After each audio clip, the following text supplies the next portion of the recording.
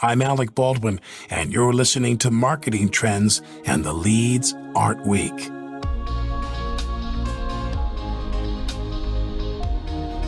B2B marketing gets a bad reputation. Some will say it's boring and you can't be creative in the B2B space.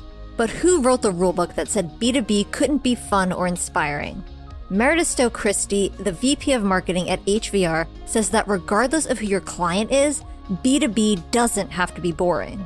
You have to remember it's B2B, but you're still marketing to a human. And chances are, given the amount of people that are watching the Super Bowl, your target is watching the Super Bowl. And if you have the budget and a message that resonates to, let's say, a lot of organizations, like, why not do that? You want to be top of mind to these folks when they need to make that decision on your product. On this episode of Marketing Trends, Meredith explains how HVR is spicing up B2B marketing by putting the customer at the center of everything it does. What does that look like? Meredith says it's about aligning sales and marketing efforts to tell the best stories because content is what should be leading prospects through the funnel. Enjoy this episode. This message is brought to you by Salesforce. Hey marketers, today's B2B buyers are more complex than ever, and every buying committee has different needs and goals. Salesforce can help. We'll show you how to put each and every customer at the center of your B2B marketing strategy. And you'll learn how top brands like Lyft approach account-based marketing. Salesforce, market to every account, speak to every buyer. Find free B2B marketing and ABM resources at sfdc.co/every-buyer. Welcome to Marketing Trends. I'm Ian Faison, host of Marketing Trends, and today we are joined by special guest, Meredith. How are you? I'm doing fantastic. How about you, Ian? Great day to talk marketing. Great day to have you on the show. We're going to get into all things HVR and your background. So let's get started. How did you get started in marketing? Oh boy. Well, I'm going to take you back a little bit, actually. So I've always worked in marketing or some realm of marketing throughout my whole career. Right out of college, I got a job at Goodby Silverstein and Partners. And for those of you that don't know, they were the ones that came up with the Got Milk campaign. I did not get to work on anything as cool as that, but I did get to work on the HP Plus branding campaign. And this was, I was too young to really understand what was going on, but this was a really critical time for HP. They were going through their proxy merger with Compaq, and I was responsible for doing media. But why I'm talking about this is because we were doing the media planning, and I remember at that point in time, digital was kind of an afterthought. We had maybe 5% of our budget allocated toward digital. And I remember meeting with reps from Fast Company and whatnot, and they were all trying to sell us this thing about digital.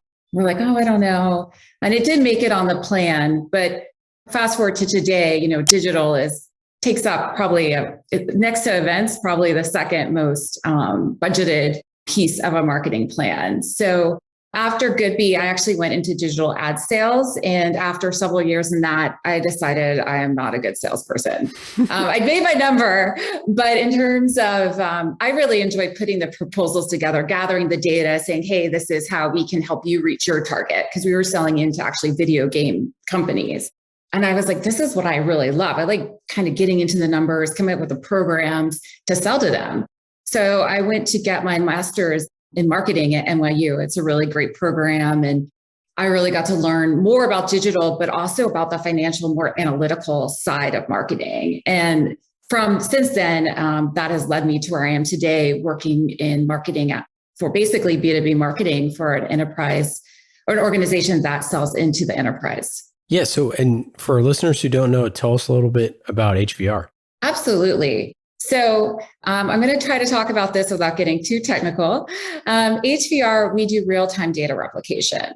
What is that? You're probably like, okay. And if you think about it, oftentimes as marketers, we're trying to get data between our MarTech stack, right? Like you might use Outreach.io, you might use HubSpot, Salesforce, but you need that data to sync. If you think about HVR, we're doing that at a larger scale for these enterprise organizations. They're gathering data from point of sale, data from customer profiles, data from your Salesforce, maybe your SAP systems into an analytical system, typically in the cloud, like a Snowflake. And that's where teams are able to run analytics on their data. What makes us unique is how we move the data, the fact we can do it in real time. So for those of you that don't know, oftentimes data, moving large volumes of data would take maybe a day, 2 days to get into that system for analysis. And with HVR, we're able to deliver that in real time.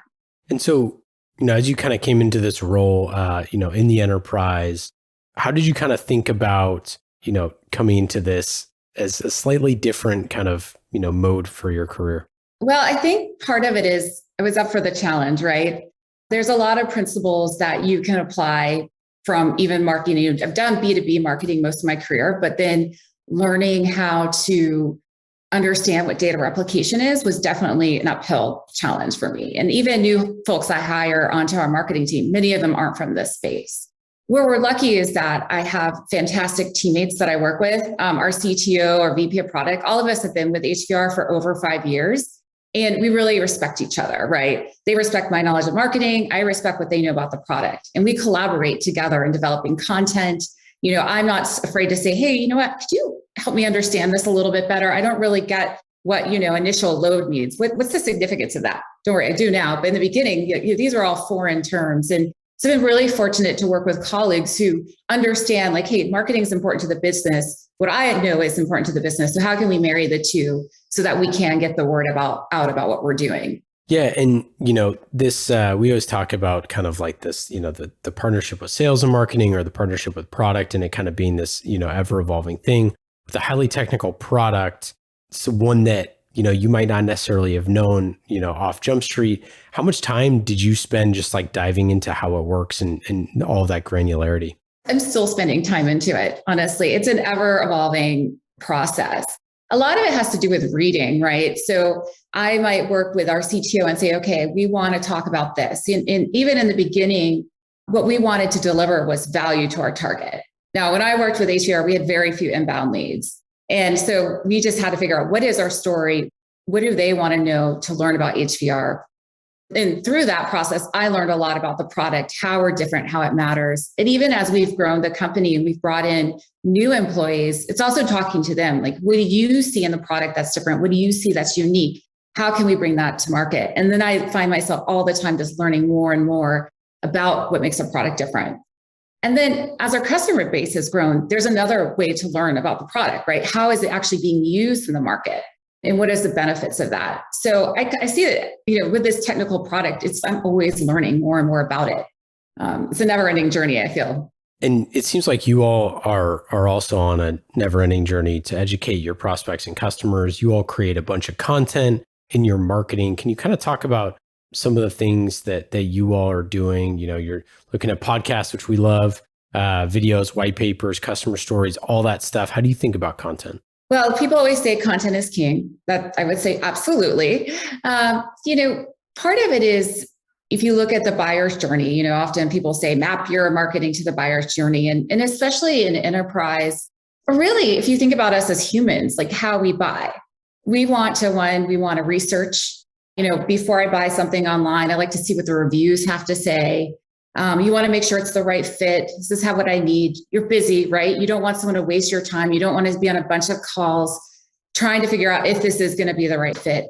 So content just serves as this guide for our prospects. So they can say, okay, before I make my move and say, I want to talk to sales and learn more, is this really what I need? And that's what we're trying to answer. But as you mentioned, there's also an education about who we are and also what we do that's different. Because with our technology, the way it was used in the past has changed. So we've also had to do education about how our technology is used today and what those use cases are. So content is a strong part of our strategy, and I don't see that changing. But like you mentioned, finding new channels, new ways to do it is the exciting part around content. It is one of the age-old questions, right? Of how many different pieces of content, it kind of seems never ending at times of what you want to create, right? Oh my gosh, our CEO is always like, what? You don't have enough? I'm like, no, sales needs this. And we have this idea for this, and this is coming out, so we need this. And it's just what it is, but it's so important because, again, that's how we are making our connection with a prospect, right? We want to be part of that journey. So we'll say, creating a piece of content can be challenging. You got to get the the kind of the idea behind it. You need the editing, you need the design, but it's so worth it. I think it pays off. And a lot of that is evergreen, like something that was relevant 2 years ago in our space is still relevant today. So it's a very worthwhile investment. Yeah. It is funny to think about.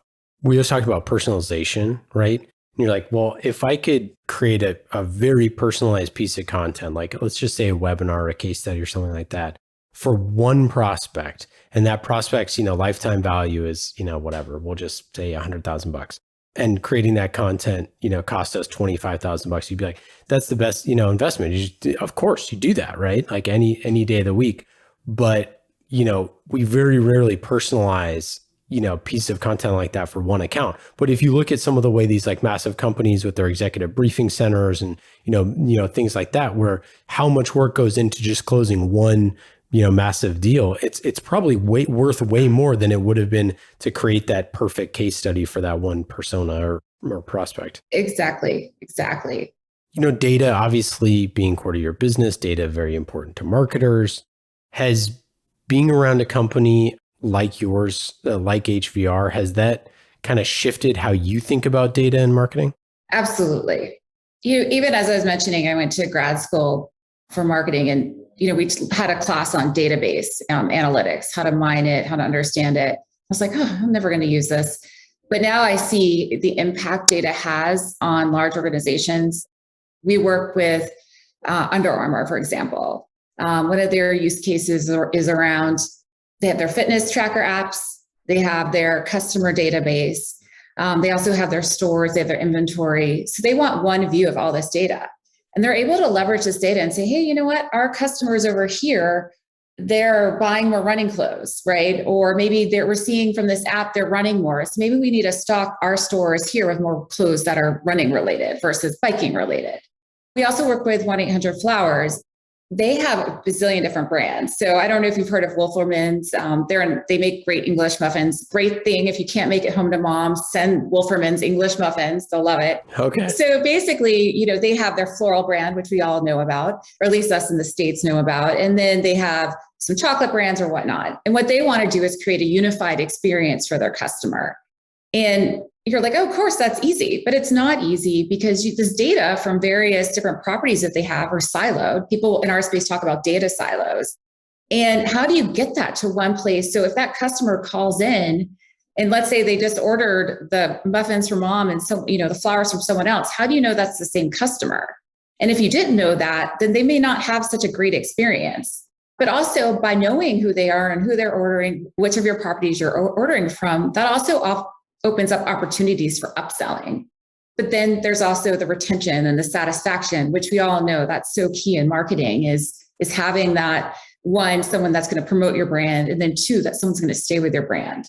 So the data is just so valuable in what it enables us to know and understand about our customers and prospects. And from my perspective, I'm always wanting more, right? Like in looking at our database and how we leverage it, I just want to be able to understand more. And I'm like, how can I dig into these numbers more so that we can be more effective in our marketing? Because I am seeing what, our customers are doing with their data. Well, yeah. And I'm curious, how many marketers are involved in that sales process for your product? Because it seems like so many marketers are touching this stuff, but a lot of times that data is, falls under the chief data officer or VP analytics or, whoever it is. And yet at the end of the day, it's the marketer who needs the access to it the most. Exactly. It's a big challenge for us because we market to the IT person. Sure. So they're the ones that have the budget. Yep. They're the ones that are implementing the program. They're also, again, we're talking about a technical product. They're going to really understand why this product versus another data mover product might be more beneficial. However, from my perspective, as our company grows, I definitely want to sell more into, let's say, folks that manage a supply chain, because real-time data, as you can imagine, giving even the Under Armour example, supply chain is, understanding what's happening in the moment so you can fix a problem or identify an opportunity is important, but also to marketers.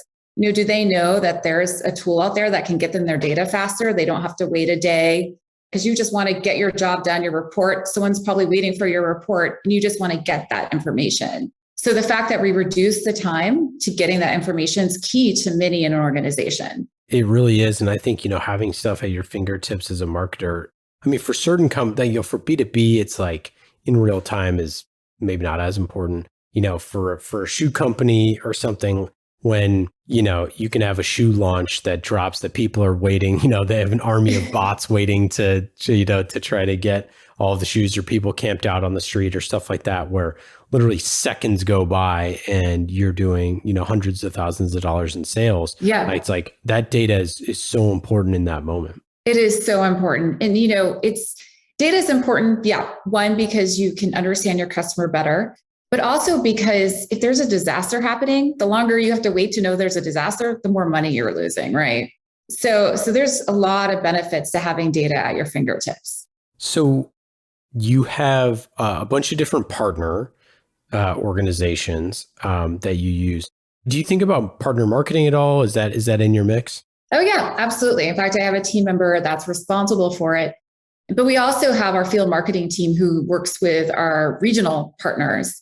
And oftentimes, like we have an event with Snowflake in the field that's happening in second half this year, where we'll be doing a seminar series, because our products are kind of like one can't live without the other, basically. Mm-hmm. They need us to feed their data warehouse, right? Or I'm sorry, their data platform.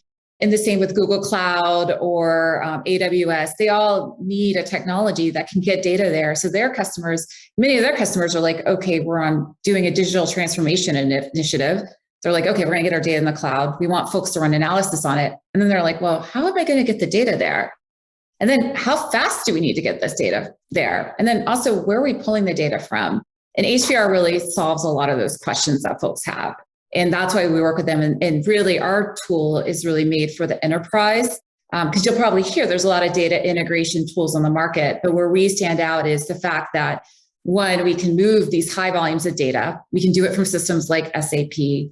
And then also, we're able to do it in a very secure way with how we route the data. As you probably know, data in the cloud is another concern as well. So, of course, we're able to do that really securely with encryption and the way our architecture can enable it. Love our good friends at Snowflake. Yes. Great team, great marketers. Amazing story too. I really admire what they do. It's great. So yeah, when you think about those type of partnerships, where you have something, or just even from a channel perspective or those sort of things, especially like take a Snowflake or a Google Cloud or somebody like that, some of these folks that have a bigger audience than you do and have that base of customers, there's a clear kind of need there.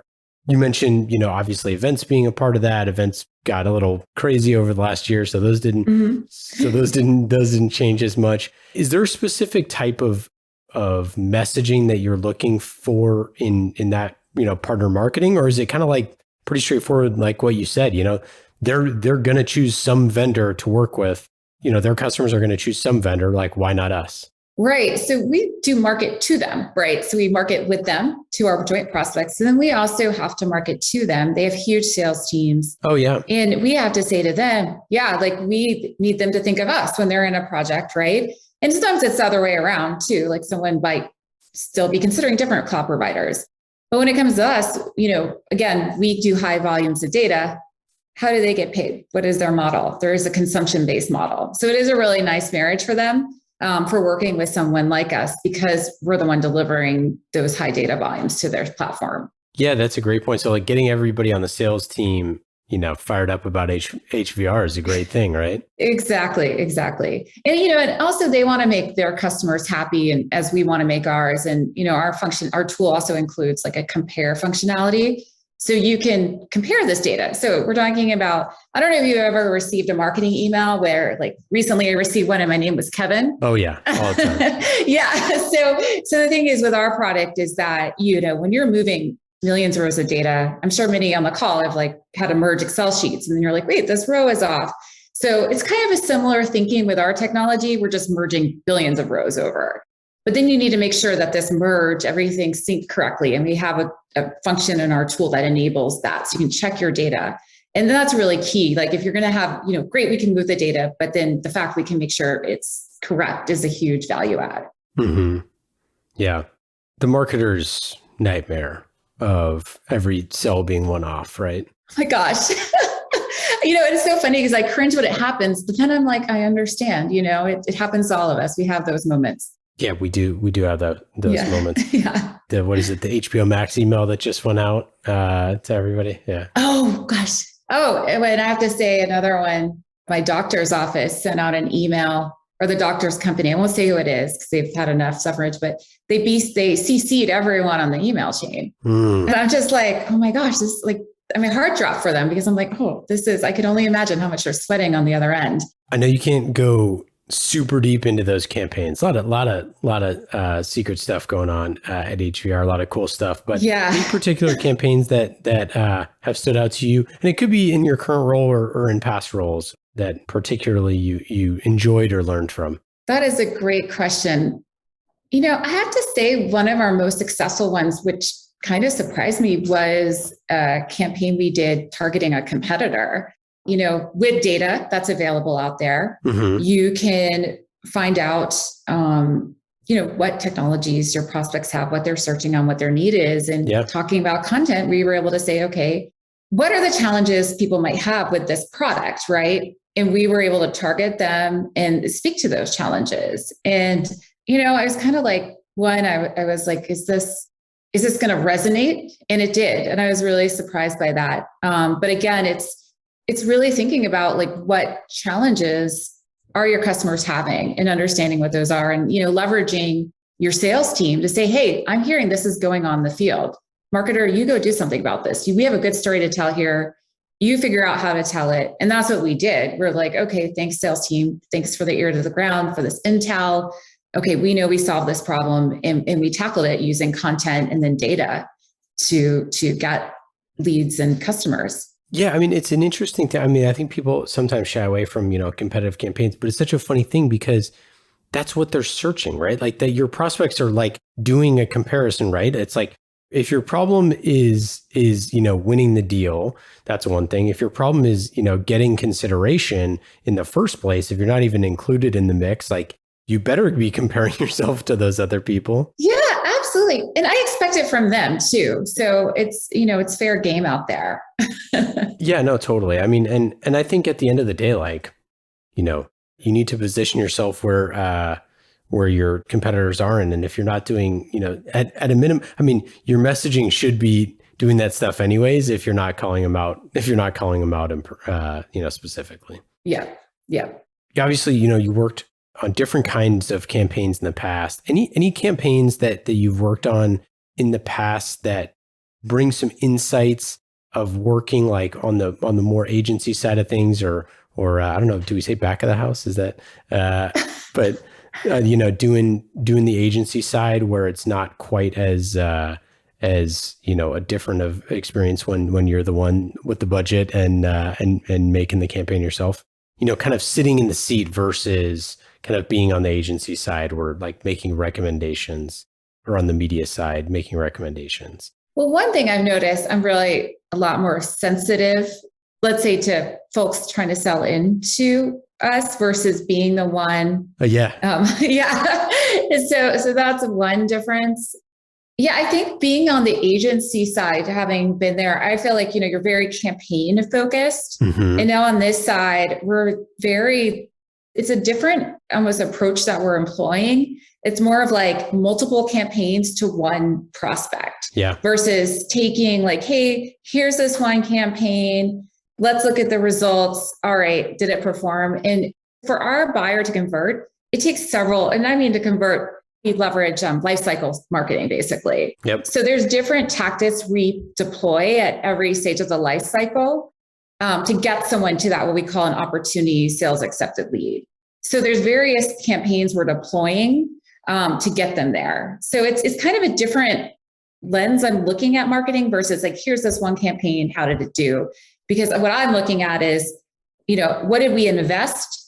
What are the programs we invested in to get these prospects to convert? And I really like to look at the overall picture of these are the efforts we put in, and this is the output we received, versus getting too granular, because it's going to, some leads might be in a demo, but you have some folks that are in the middle of a sales cycle that are participating in a demo as well.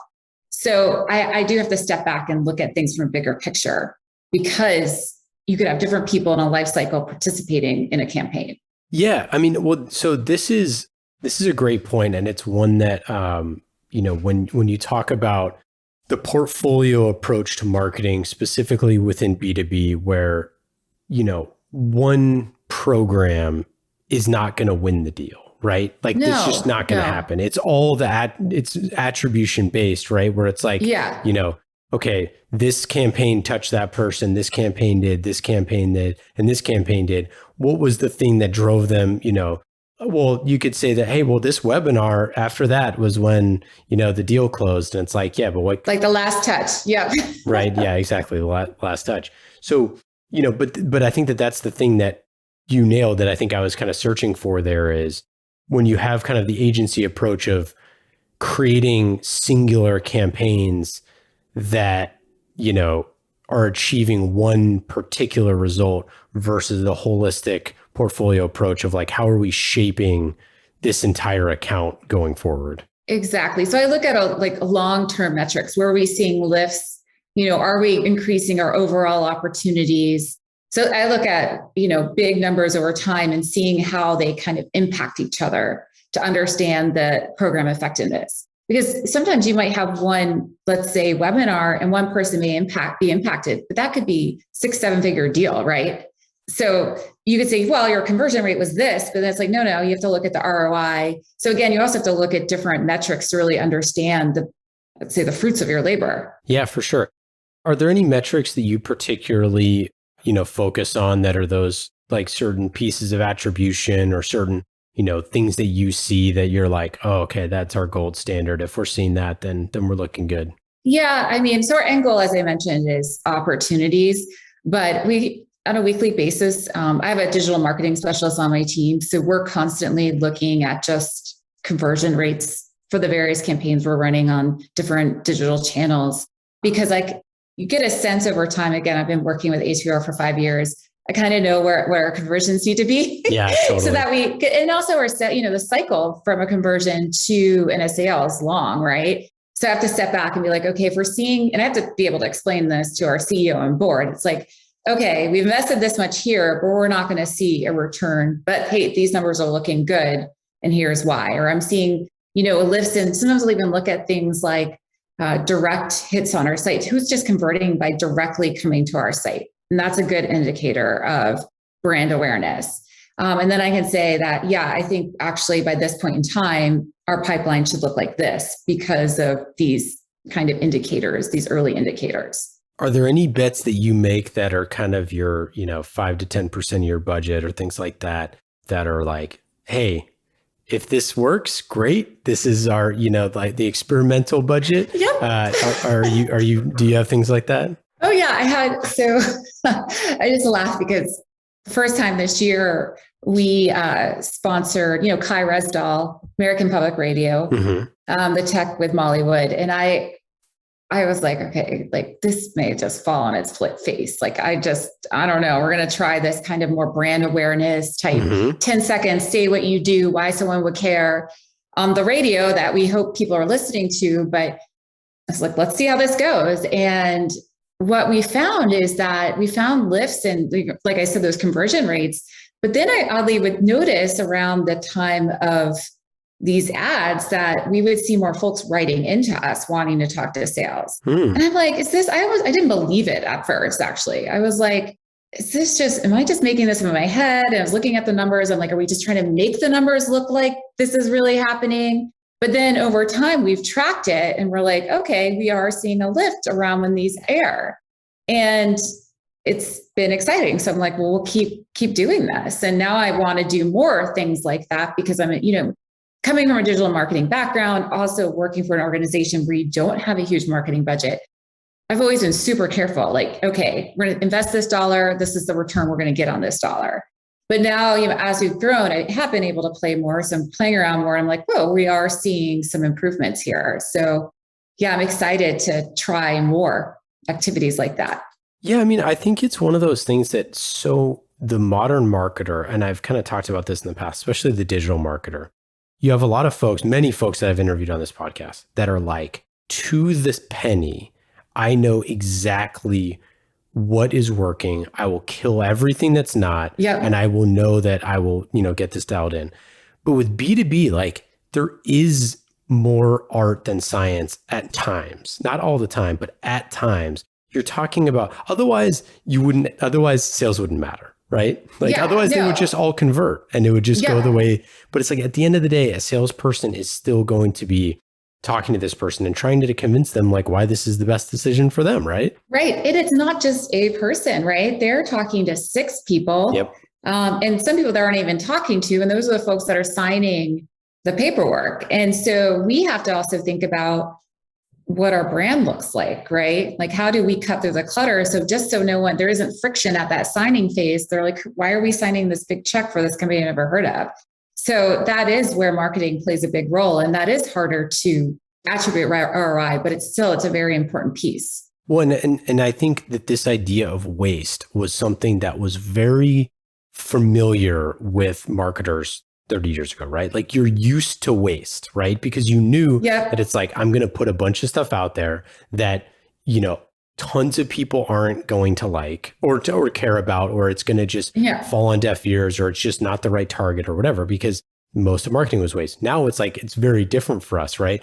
And not saying that we want to waste dollars, but the idea that it's like, there is certain elements that you like this, a Super Bowl ad for a B2B company, everybody says is dumb. It's like, but you've seen it work really well for certain people because of like the idea that's like, there is value in doing certain types of things. And it might be value in a way that you didn't necessarily think you were going to get it. Absolutely. And, just with your point around the Super Bowl ad, we have to remember it's B2B, but you're still marketing to a human. Yeah. Right. And chances are, given the amount of people that are watching the Super Bowl, your target is watching the Super Bowl. And if you have the budget and a message that resonates to, let's say, a lot of organizations, like, why not do that? Right. Because again, you want to be top of mind to these folks, these humans, when they need to make that decision on your product. Well, and, like, I think that to your point with the radio spots that you were talking about, right? It's like in that moment, your sales rep has emailed them 3 times in a row with no response, right? Oh yeah. And she's sitting there like, I'm losing it. Like the 4th time is going to hurt my soul to ask them. And it's like and then that person's listened to a couple ads and they're like, oh, I know I need to respond to her, but I was at the gym. Oh, I need to respond to her. Yeah. So just giving those touches and keeping that person, engaged in that way, especially if they already know who you are, or especially if they're like, oh, I've been meaning to just demo the product and I just haven't got time to it. Like those type of touches are so important, right? Our good buddy, Chandar from CMO at Coupa, he says, paint this guy as Coupa blue. And I love that idea, right? It's like everywhere you turn, you're seeing your prospects are seeing you somewhere, hearing you somewhere. And that's how you win. Exactly. You just nailed it. I love it. Shout out to Chandler. He's the best. So any things that you've done, you've been in C for 5 years, you could do it in your sleep, right? Your eyes closed, you know the demo, you can see the numbers, you can do that stuff. Any things that once you get to this point in time, and we've had a few other marketers who've kind of get in this mode where, especially in startup world, we're like, you grow and you grow and you grow and you grow, and each challenge is a different day. And then you kind of wake up one day and you're like, okay, I think I kind of know where we're at right now. I feel really good about everything, but I think I need to push myself. Like, I think I need to push the organization because we're a little too comfortable with where we're at. Have you had that kind of moment? I have, but I have to say it's interesting now. In a sense, I would say the product team is pushing me. I can't talk about them right now, but we have some releases coming out that is changing how I have to think about some of our go-to-market. So it's really exciting. The timing's perfect. We're like, okay, I don't want to say we've figured it out. She never fully figured it out, but we've gotten to a place where we're like, we think we have a good template, for what we need to do. But now there's this new challenge. And so it's really exciting because I'm spending, I've built a great team with me at HVR that can handle some of this current day-to-day. And now I'm able to focus more on some of these newer projects where I feel pushed and scared, right? Like, it's like, okay, is this going to work? And I really, resonate with that feeling because I had that 5 years ago and starting with HVR. It's like, all right, how are we going to make this work? And again, not knowing the product very well was extremely intimidating. Yeah. I love that you said that those additional, whether it's product releases or announcements or those sort of things. And you're like, how are we going to get this other stuff out is a great thing that might push you out of the comfort zone. I think, and I'm curious if you got to this point too, where you're like, people come to you and you're like, hey, maybe we should do blank. And you're like, well, we looked at that 2 years ago and like, it wasn't the right, like whatever. And then you kind of catch yourself and you're like, that was 2 years ago. Like the entire world has changed in the past 2 years. So maybe we should consider the Super Bowl ad, or maybe we should consider, whatever else it is, because like, I probably shouldn't just be saying no to stuff because we haven't considered, or because it, was 2 years ago. I have to say, earlier I talked about, our celebrity chefs events. Mm-hmm. I would have, if someone had said that to me 2-3 years ago, I'd be like, crazy. That's fluffy. It's not necessary. But then times have changed, right? And humans needed something different to do. And those have been incredibly successful for us. So often, I'm eating my words because, as a marketer, we like to think we know it all. And then someone tells us an idea and it's like, no, you don't know marketing. And then you think about it and you're like, actually, that was a really good idea. So I always kind of have a bank in my mind of what's being suggested and what we can do. I love the marketing adage of when you're sick of hearing your messaging, it's starting to reach your customers. And I always think about that with, especially like if you're in that, you're sort of a position where you've been there, for 5 years, where you're like, I have seen every piece of collateral and messaging and positioning and every single thing. I wrote half of them, or my team wrote half of them and I approved them, or whatever, all that sort of stuff. And you're like, it's probably just now seeping into the market, in a lot of ways. And then you're like, I should just change everything. And you're like, wait, no, I need to stay the course. No, it's so true. It's almost like you get tired of it and then you kind of stop liking it. Yep. And you want to change it, but it's like, no, you can't change it. And even I have this brilliant designer on my team and she's our principal designer. And she was like, I think it's time to change the icons. And I'm like, no. We just changed the icons, because I think we all can't help ourselves. And I think it's a great trait to have because you want to keep pushing yourselves. I will say with messaging, the only time I would say, like with COVID, we did have to change things because what we were saying wasn't relevant. But for the most part, you need to stick true to what you decide so that it does sink in, because it does take longer for your prospect to hear it, understand it, and then repeat it in their mind. Yeah. And I think another piece of that too is creating things that intentionally, like, whether it's a program or initiative that does stand out. And I think that there is a little bit of that too, where it's like everything is always on brand, right? So like every webinar, everything, every whatever, it's like dig in and use those alternate colors, like. Yeah. Don't tell my designer that. She won't like that. But I think that stuff is true. Like, and if you go look at your social, your Twitter feed or something you're looking at, and you're like, man, every asset looks the same. Every webinar looks the same. Everything looks the same. Yeah. And you're like, I know it's all on brand, but it's like, we need something to like, pop out there. But then you go look at, social media and there's 50 million things out there. And you're like, oh, wait, no, I do need things to look exactly like us. I struggle with that myself. It's if I ever it's great. Again, I mentioned this principal designer. She keeps me on track because sometimes I want to go rogue. She's like, no, you can't go rogue. Because you do get bored, but it is like, it's not about you, right? It's about your prospect and their experience. And you have to remind yourself that. So anything else on the horizon for you, on the horizon for HVR? I know you said there's a bunch of releases and stuff coming out that we can't talk about yet, but anything that you're looking forward to continue growing the company? Oh, I wish I could. I mean, yes, but I can't say any of it. In a month, at the end of August, there'll be good stuff coming out. Yeah, indeed. But it's a really, for me, it's a really exciting time to be part of the company. It's always been, but this year, especially with what the team's working on. Okay, let's get into our lightning round questions. Ooh. These questions are fast and easy, just like marketing with Salesforce. You can go to salesforce.com/marketing to learn about marketing on the world's #1 CRM, that is Salesforce. Put your customer at the center of every interaction. Go to salesforce.com/marketing to learn more. Lightning round questions. Meredith, are you ready?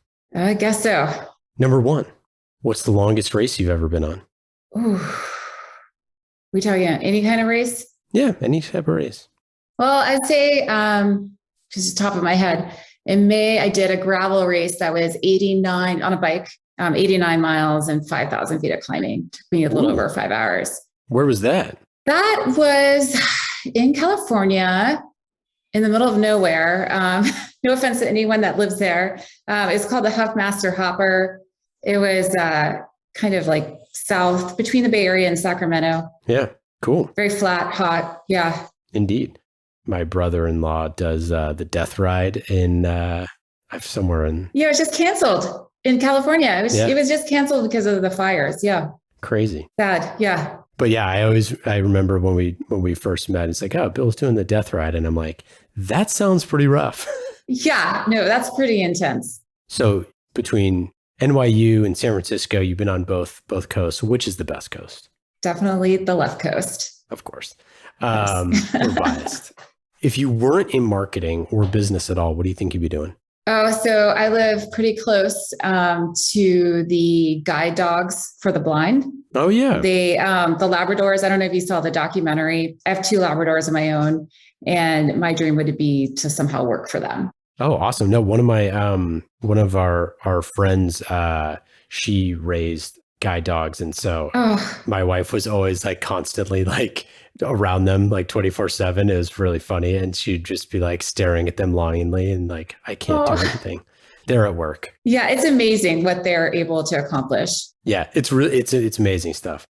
Do you have a TV show, movie, podcast that you've been checking out recently? Oh, I just finished, and I know this from several years ago, but Broadchurch. So I'm really into British detective shows, and I just finished up Broadchurch, and it was just so well done. The cinematography, dialogue, acting, it was fantastic. I haven't checked it out, but I will someday soon because I also like British detective stuff. Yeah, it is good. What is your best advice for a first-time VP of marketing? Well, I would say for somebody that maybe you're new to a space as a VP of marketing is to leverage your colleagues, make allies and learn from them and be open to what they know, and also listen to your sales team. There is always friction between marketing and sales, but it's really important to have a good relationship with them because, you're a team and both of you can leverage each other quite well to have a successful outcome. Great advice. Meredith, this has been awesome having you on the show. Just great chatting with you. For listeners, you can go to hvr-software.com to learn more. Also, slick website, wonderful, wonderful website. Great B2B website is one of my passions. So kudos to you and team. Thank you. And we might be working on a new one of those as well, but I'll let our designer know. We appreciate that. Yeah, no, it's great. Any final thoughts? Anything to plug? No, I just really enjoyed this. I really appreciate the questions and your time. So thanks for having me join. Awesome. Thanks so much, Meredith. Take care. Thank you.